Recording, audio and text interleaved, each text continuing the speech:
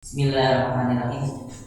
Assalamualaikum warahmatullahi wabarakatuh. Waalaikumsalam warahmatullahi wabarakatuh.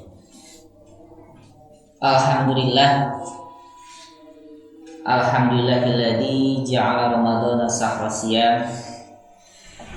Usolli wa usallimu ala rasulil anam Sayyidina Muhammadin wa ala alihi wa ashabi ila yaumil qiyamah. Asyhadu an la ilaha illallah wahdahu la syarikalah wa asyhadu anna Muhammadan abduhu wa rasuluhu alladzi la nabiyya ba'dah. Amma ba'd.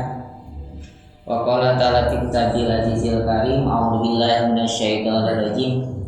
Bismillahirrahmanirrahim. Allahumma rabbi shrahli sadri wa yassir li amri wahlul 'uqdatam min lisani yafqahu qawli. Hadirin jamaah Musa'a Al-Fatah yang sama-sama mengharap ridha Allah Subhanahu wa taala. Syukur alhamdulillah pada kesempatan pagi hari ini Allah Subhanahu wa taala masih memberikan taufik dan inayah kepada kita sehingga kita dapat melaksanakan ibadah salat subuh berjamaah, dan alhamdulillah kita masih diberikan karunia oleh Allah sehingga kita bisa bertemu dengan bulan Ramadan pada tahun ini. Mudah-mudahan kesempatan yang Allah berikan dapat kita manfaatkan dengan sebaik-baiknya, karena mungkin tidak sedikit saudara kita yang tidak diberikan kesempatan oleh Allah sehingga tidak bisa bertemu dengan bulan Ramadan.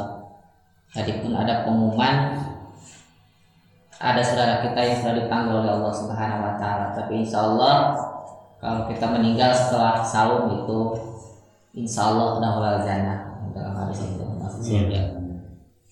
Ini pan hutima bisaumin bakal jannah. Alhamdulillah Allah Subhanahu wa taala masih memberikan karunia kepada kita yang harus kita syukuri, yaitu dengan berjumpa dengan bulan suci Ramadan. Sekali lagi mudah-mudahan kita diberikan taufik dan inayah dapat mengisi bulan Ramadan ini dengan sebaik-baiknya, karena belum tentu tahun yang akan datang kita masih diberikan kesempatan oleh Allah Subhanahu wa taala. Nah, hadirin jamaah mushollah rahimakumullah. Baik, kita lanjutkan kajian subuh kita. Mungkin ada sedikit yang berbeda kalau kemarin sebelum saum kita bahasanya ada dua kitab, yaitu kitab As-Sholatu fi Kitab wa Sunnah. Nah, sekarang mungkin kitab itu kita tunda dulu. Kita langsung ke kitab Al-Bada'iul Ghaliyatul Isman Kitab Tajwid Sahri Ramadan. Jadi kitab yang mahal atau buku yang mahal untuk bekal Ramadan. Maksud mahal teh bukan bukunya ya Pak, isinya sangat mahal karena dari Al-Quran dan hadis. Baik Bapak sekalian, untuk pembahasan subuh kali ini kita akan membahas masalah sunnah saum wa Ramadan. Sunnah saum dan sunnah di bulan Ramadan. Syekh Saqaf bin Ali Al-Idrus menulis di sini ada 40 ya. Ada 40 sunnah saum dan sunnah di bulan Ramadan. Ada 40. Mungkin sebagian kita sudah tahu, kalau yang sudah tahu untuk memantapkan, dan sebagian lagi mungkin untuk menambah. Jadi ada 40 kesunahan puasa dan kesunahan di bulan Ramadan yang akan kalau kita lakukan akan menyempurnakan pahala kita di sisi Allah Subhanahu wa taala. Nah, Bapak sekalian, Ibu sekalian, yang pertama ini sudah kita maklumi bersama.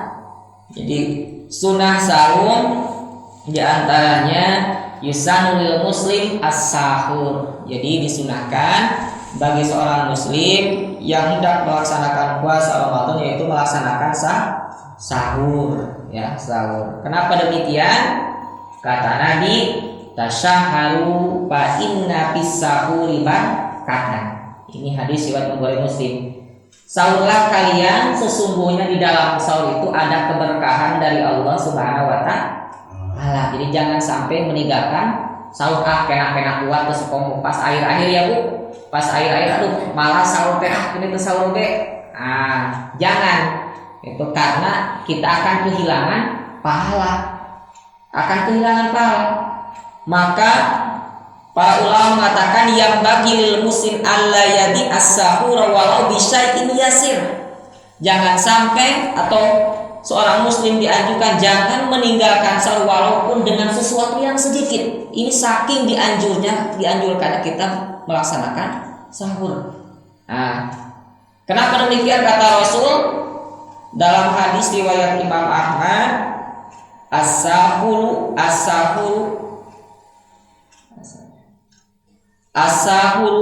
kulluhu barakatun. Sahur itu semuanya berkah. Fala tad'u walau ayajri'a ahadukum jur'atan min ma'in. Sahur itu semuanya berkah, maka kalian jangan meninggalkan sahur walaupun hanya dengan seteguk air. Kenapa demikian? Fa innallaha azza wa jalla wa malaikatahu yusholluna 'alal mutasyahirin. Sebab sesungguhnya Allah azza wa jalla dan malaikatnya bersolawat kepada orang-orang yang melaksanakan sahur. Artinya Allah merahmati orang yang beriman, yang berpuasa, yang melaksanakan sahur, dan malaikat memintakan ampun bagi orang yang melaksanakan sahur. Makanya sahur jangan sampai kita tinggalkan. Lalu asania yang kedua, yusanu ayaz'ala fi suhuri tamron. Sunnah yang kedua di dalam puasa itu disunatkan kalau kita sahur itu makan kurma. Jadi di samping kita makan nasi, maka terakhir makan kurma minimal 3 ya. Kenapa demikian? Karena hadis riwayat Imam Abu Dawud, Ibnu Hibban, nikmas sahurul mukmin at-tamru. Sebaik-baiknya makanan sahur orang yang beriman adalah kurma. Kenapa demikian? Saya baca dalam buku Kiai Haji Yusuf Muhammad, karena kurma itu akan menyuplai energi, kaya akan kandungan zat-zat gizi seperti yang pertama kalium, Bapak sekalian. Kalium ini zat gizi kalium ini bermanfaat untuk mengurangi resiko stroke. Ya. Jadi zat kalium ini yang ada di dalam kurma akan mengurangi resiko stroke. Lalu di dalam kurma itu ada zat gizi yang namanya magnesium. Ya. Ini magnesium ini membantu fungsi saraf, otot, dan termasuk mengatur irama jantung agar tetap normal. Lalu di dalam kurma itu ada zat gizi niacin, ya. Niacin manfaatnya berperan untuk mencegah dan melawan penyakit jantung. Nah, maka lalu zat gizi dalam kurma itu ada zat non gizi serat makanan yang berguna dalam menyehatkan jantung dan pembuluh darah. Jadi sunnah di samping sunnah Rasul, ternyata kurma itu sangat baik bagi kesehatan tubuh kita. Minimalnya bulan Ramadan mah kalau ada jangan sampai terlewat kurma. Misalnya badai buka 3, badai sahur itu terakhir penutupan 3. Emang karena harus benten kalau ngomong kurma asal ada jag-jag gitu ya, sekalian ada sojak gitu. Jadi itu kami kerupuk mengapung gitu Pak. Kerupuk wae. Isi ngapung kerupuk wae. Gitu. Kerupuk gitu. Ada yang lebih lengkap penerangan tentang itu ya di buku itu Kiai Haji Yusuf Muhammad Eski, itu Fikih Ramadan halaman 18 kalau salah. Itu jadi yang pertama sahur, yang kedua sahurnya jangan terlewat kurma. Yang ketiga yusanu takhiru suhurihi ila kubailil fajri. Jadi disunahkan mengakhirkan sahur ya mendekati waktu fajar, malam yaqo pisah, selagi kita tidak ragu ragu. Jadi disunahkan kita mengakhirkan sahur ya dekat ke waktu fajar selagi kita tidak ragu-ragu. Mungkin kalau saya teliti jadi jam 4 cukup Bu. Jam 4 itu nyantai, jam 4 sahur, minum dan sebagainya, lalu bersih-bersih itu pas gitu. Kalau saya rasakan, kan dalam hadis yang lain antara 50 ayat katanya. Jadi saya coba praktekkan, jadi emang dari jam 4 itu emang sahur makan gitu, minum makannya lagi lain atau tambah kurma tuh, lalu bersih-bersih, jadi agak pas kalau jam 4 itu kesunahannya karena kata Nabi, hadis riwayat Imam Ahmad, la yazalun nasu bi khairi ma'ajil fitra wa akhir sahur. Jadi manusia senantiasa tetap dalam kebaikan selagi ia mempercepat berbuka dan mengakhirkan sahur. Nah, sahur tadi kan ngageikeun sahurna asa rame ya Pak gitu. Itu alhamdulillah gitu, janten bade nunutan ge hudang deui gitu. Anu ngageikeun sahur gitu. Jadi yang ketiga sahur. Itu bade dugi kata bos apa? Biasa wae isrok. Biasa isrok. Jadi itu yang ketiga. Mungkin nanti setelah berapa pembahasan kita bisa sharing. Sudah berapa pembahasan ini, ada 40 ya Pak. Ada 40. Terus waktu sahur itu sudah termasuk wayadkhulu waktu minisfil lail ila kubailil fajri. Jadi waktu sahur itu sudah masuk apabila sudah pertengahan malam dan sebelum fajar. Jadi waktu sahur teh tos disebatkeun sahur, tos disebatkeun maka sahur upami tos di jam tabuh 12 tadi itu upami jam 11 wengi keneh mah eta masane sahur, makan tambahan karena dua kalian gitu. Jadi teh kenging kasunahan sahur upami jam 11 misalnya pas makan deui tadi teh tarawih teh makan pas jam 11 makan deui, nah eta mah sane sahur kadua mah. Jadi double gitu ini. Itu cadangan gitu. Nah itu ya Pak. Itu yang berapa Pak tadi? Yang ketiga ya. Yang keempat yang keempat ar-rabi'atu yustahabul istima'u 'ala sahur.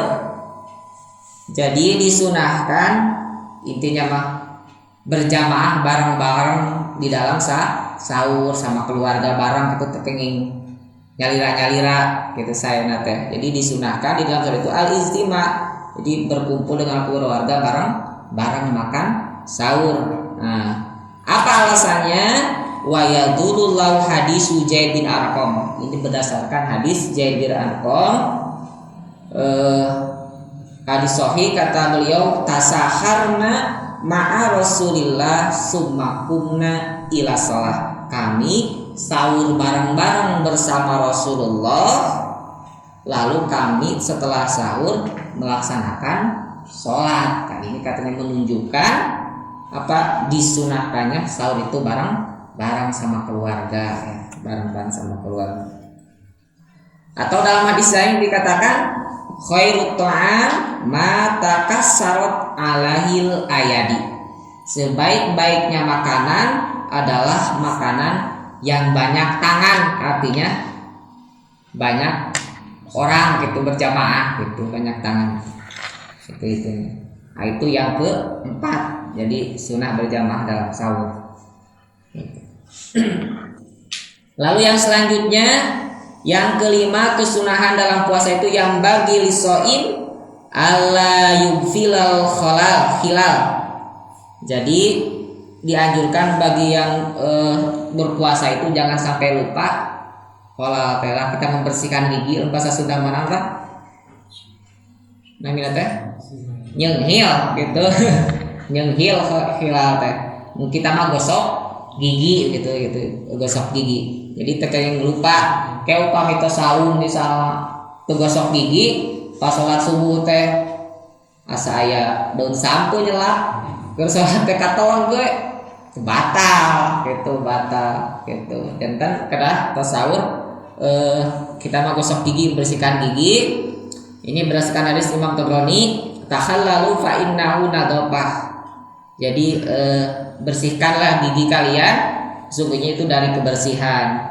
Wa nadhafah tad'u ila iman, dan kebersihan itu sebagian dari iman. Wal iman ma'asabi fil jannah, dan iman itu akan menjadikan seseorang ada dalam surganya Allah Subhanahu wa taala. Jadi udah sahur atau udah beres kita gosok gigi, lalu kita pergi ke masjid untuk sholat subuh. Itu jangan sampai tidak gosok gigi, pilih pas sholat aya sisa-sisa makanan dalam gigi. Itu sehingga kalau dimakan ada salit iya ditelan ya Pak, batal saum itu, atau apa dicidukun ke batur tuh ke batur kan acuk batur gitu. Nah, gitu. Jadi kami aya menuju sholat misalnya tekasikat aya karaos jadi cana simpan we kana pesa gitu teh kayak gitu diieukeun ka batur gitu. Nah kana acuk nyalira we gitu diieu teh kayak ditelan batal gitu ulah dia takut ka batur gitu pun we kana irung batur gitu. Dan batuk itu perlunya menggosok gigi lah, kalau dia mah khilal gitu ngil. Atau yang selanjutnya itu yang ke 6 ya, yang ke-5 soalnya ada yang dilewat satu, sekarang yang ke-6 yusanu lisoim takjilul iftar. Jadi disunahkan, termasuk sunah puasa itu adalah menyegerakan berbuka. Wa mahalul istihbab malam yakopisak. Jadi disunahkan menyegerakan berbuka itu kalau seandainya kita tidak ragu-ragu di dalam waktu berbuka. Upami masih samar-samar kene mah eta teh ada sanes masih ragu. Tekenging coba kowe kaburu-buru buka da sunah. Nah, jangan, tapi disunahkan itu kalau seandainya kita yakin itu benar adan. Jangan langsung Allah ini bukan langsung, padahal murang kali di luar adanan gitu batal. Jadi disunahkan mempercepat berbuka itu kalau kita sudah yakin masuk waktu buka. Kalau samar-samar kene misalnya menuju di kebon atau jauh kene itu di mana asa buka ada canjaki mah teu kenging sanaos aya keterangan sunah mempercepat berbuka. Kesunahannya apabila kita sudah yakin masuk waktu. Upami ragu-ragu kene mah yakinkeun heula gitu, yakinkeun heula. Jadi sunah ini hadis riwayat Imam Bukhari Muslim, la yazalun nas bi khairi ma'azilul fitra. Manusia tidak henti-hentinya senantiasa ada dalam kebaikan selagi ia mempersegerakan berbuka. Jadi teu kenging ngangkeke kewe da can lapar kudu tos adam, kewe da kuat enggak boleh. Jadi tidak dapat kesunahan, harus buka dulu. Kalau sudah masuk waktu buka dulu itu kesunahan. Atau dalam hadis yang lain riwayat Imam Ahmad Tirmidzi, inna akhaba ibadi ilayya azalhum fitron. Sesungguhnya hamba yang sangat aku cintai kata Allah, ini hadis qudsi, yaitu hamba-hamba ketika berpuasa ia mempercepat berbuka ya. Jadi bukan masalah lapar dan tidak ini Pak, tapi masalah kesunahan dan kuat kene lah kewe kagok gitu tekenging, tapi engakeun supaya dapat kesunahan saum gitu. Nanti setelah 10 mungkin bisa kita sharing Pak. Nah, ini baru 6 ya. Yang ke-7 yusanu ayuktiro ala rutobi haisu wujida wa ila falal tamri wa ila falal basari. Jadi disunahkan kalau ada di dalam berbuka itu menggunakan kurma ya, kurma basah. Jadi kurma nomor 1 kan aya kurma sale gelas galing ya Pak. Kadang salena kurma basah gitu tentang sayana teras kayak sujida kalau ada. Kalau nggak ada wailah palal tamri. Upami teu aya di atas kurma ieu tamri mah airoto mah kurma tadi nomor hiji Pak janten kurma basah jadi aya kene bendahanannya lamun di toko mah dari mah dusan gitu. Pointen anu leuwih langsung teh eta. Tawa tamri salena sale kurma anu ieu rada harideung gitu. Harideung. Atau palal basari atau kurma mentah. Pailam yajid pal mau. Upami teu aya cai we. Upami teu aya cai gitu. Cai teh kenging cai es, tiis-tiis teh awon kana patuangan gitu. Di samping engke makan mal enak, oke awon secara kesehatan awon kan tiis langsung atau pas buka langsung kana nasi 2 centong. Wah, gitu. Teh kenging jadi awon kita kana lambung. Jadi upama misalnya pas buka kita langsung nasi makan berat, makan nasi teh awon kana lambung.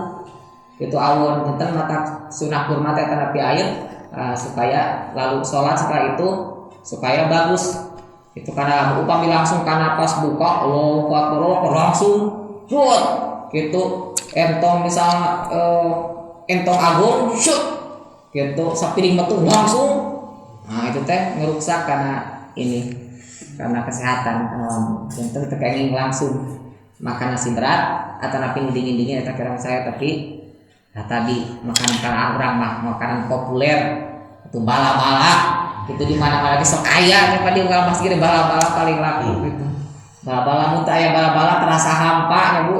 Gitu teh aya terasa hampa di mana-mana aya wae bala-bala. Sareng panglakuna diserbu gitu kan. Bala-bala. Gitu bala-bala sam cengek gitu. Cengek. Gitu. Nah. Eta nya Bu, rumah karena kata Nabi Izab toro asadukum fal yuftir ala tamrin fa innahu barakatan fa innahu barakatun fa ilam yajid tamran fa mau fa innahu tahur apabila salah satu di antara kalian berbuka maka bukalah dengan kurma sesungguhnya dalam kurma itu ada keberkahan kalau tidak ada maka air saja bukannya air putih itu sebab itu suci hadis sahih Daud dengan ini. Yang ke-8 yaitu yang bagi ayah risos soim ala tahril iftar ala halal. Jadi dianjurkan diharuskan seorang muslim itu berbuka dengan makanan-makanan yang halal. Tekeng anu subhat kana pi haram itu tekeng sebab idasum tafangdur kata para ulama badusoi mengatakan idasum fangdur ala matatilu fa inal harama samun halikun lidin. Apabila kalian berbuka maka perhatikan apa makanan itu apakah haram atau halal sebab kalau haram itu akan menjadi racun yang akan meruntuhkan agama dan daging kita kalau makan barang haram karena roh awalabi sama makan neraka lebih utama itu bukan kedahalan. Dalam hadis yang lain hadis Imam Tabrani An Salman radhiyallahu anhu qala Rasulullah bersabda man fataraso iman barang siapa yang memberikan berbuka kepada orang yang berpuasa ala to amin berupa makanan wasarobin minuman min halal dari makanan yang halal atau dari hasil yang halal sholat alaihul malaikat memintakan ampun bagi orang tersebut bisa arti sahri Ramadan selama bulan Ramadan wasolali Jibril Lailatul Qadar dan malaikat Jibril meminta ampun bagi orang tersebut di malam Lailatul Qadar. Tuh yang ke-8. Yang selanjutnya yang dua lagi nanti kita sharing yang kedua yaitu yusanu ayyad'uwa inda iftarih. Jadi disunahkan kita berdoa ketika buka ya. Fa inna du'ahu mustajab. Sebab doa orang yang berpuasa sedang berbuka itu sangat mustajab. Ngeun gogodana nya Pak. Gogodana upami buka teh urang sok sibuk dengan makanan gitu. Sahurna upami di Arab gitu di Mekah.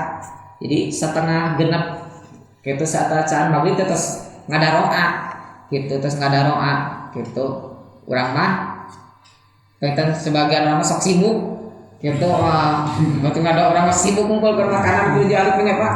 Kita segala aya dikumpulkeun tak saurna gitu, saurna datang ke Mekah gitu Pak. Mudah-mudahan doakeun ya Pak sing biasa gitu, sing biasa ke Mekah. Itu janten itu jadi terus ngadoa. Itu sabab dina ketika berbuka itu ada satu ijabah kata Nabi, hadis riwayat Ahmad Tirmidzi, salah satu la taridu da'watun la turadu da'watun. Ada 3 golongan yang tidak akan ditolak doanya. Yang pertama as-shaim, orang yang berpuasa. Hina yuftiru as-shaimu hina yuftiru, orang yang berpuasa ketika berbuka. Jadi emang di saat berpuasa di bulan-bulan Ramadan emang doa mustajab, tapi ada yang lebih, yaitu ketika berbuka atau di waktu sahur. Sebab ketika berbuka gogodaannya lumayan Pak, kita suka tertarik dengan makanan, gitu. Maka itu adalah satu ijabah. Wal imamul adil, yang kedua imam yang adil, yang mustajab doanya. Yang ketiga da'watul madlum, yaitu doa yang zalim. Jadi di samping kita berdoa menggunakan doa untuk sahur, kita tambah doa yang lain untuk kebahagiaan dunia dan akhirat. Ini doa ini yang pertama, doa untuk buka itu kan yang pertama hadis Abu Dawud Nasai dari Ibni Umar, hadisnya hasan, yaitu karena Nabi SAW ida akorokola, apabila berbuka Nabi berdoa zahabadoma wabtaliyatil uruk wasabatul ajru insya Allah. Zahabadoma, telah hilang rasa haus, wabtaliyatil uruk, dan urat-urat telah basah, wasabatul ajru, dan pahala tetap insya Allah. Jadi ini hanya doa ini, jadi doa yang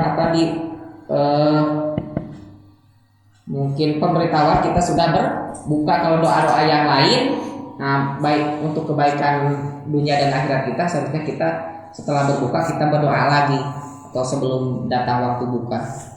Itu doa berbuka itu rada susah ya Pak.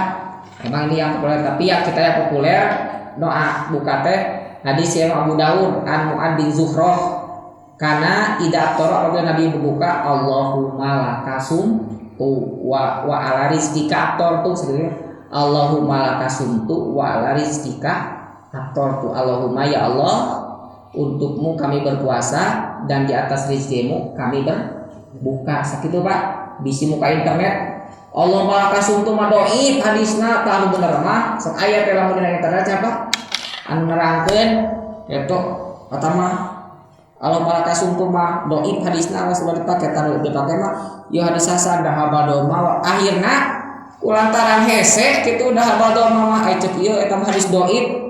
Allahumma lakasum tu mah kurang kuat tah dahabadoma akhirna teh teu ngadoa pas ieu teh dahar hese kitu dahabadoma naonnya geus we itu enggak apa-apa pakai doa itu Allahumma lakasum tu wa ala rizqika aktortu mangga terus ditambih itu doa atau doa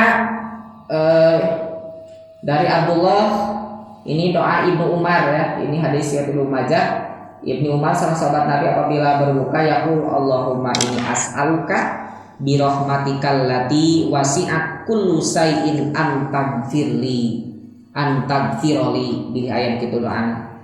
Ya Allah, ini sungguhnya aku as'aluka memohon kepadamu bi rahmatika, mohon rahmatmu, allati wasiat kulaisin, rahmatmu yang luas, dan kau aku mohon ampunan darimu.